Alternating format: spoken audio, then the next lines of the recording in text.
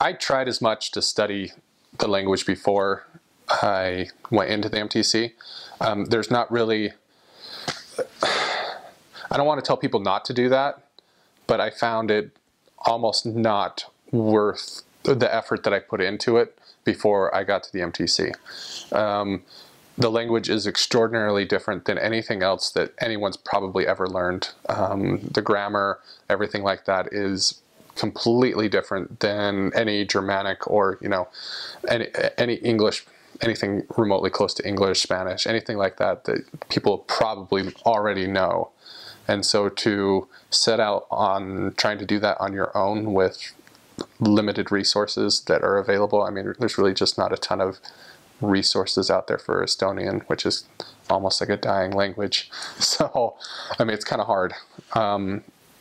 Because I got my call, and back when I got my call, I had over 3 months before I was going to go into the MTC, which was kind of odd when I got my call. It's kind of a little more normal now with the severe influx of missionaries. But, I mean, I had 3 months. I'm like, oh, I'm going to be good. And I literally outlearned what I had learned in 3 months in 2 days in the MTC. So, I mean, there's only so much you can really do on your own. But yeah, that's kind of leading up to going into the MTC and whatnot. The MTC I felt was great. It prepared me spiritually as much as it did. Pretty much, you are the church.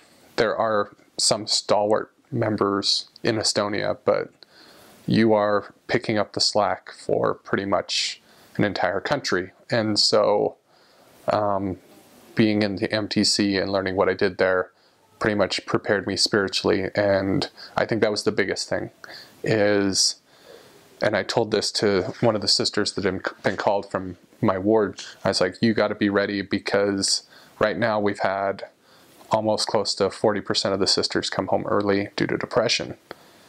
And can't have that, you know, like it's going to be hard. Like, it's dark, it's depressing. The people are awesome, but at the same time, they're really hard to work with. They're wonderful people, but I mean, they've been through a lot. They're still going through a lot. And I think being prepared spiritually to last the 18 months or 2 years that's what the MTC prepared me for. And being there for 3 months, it's cut down on time now, but I was there for 3 months, and I felt like it had strengthened me spiritually enough that I was going to be able to last the 2 years.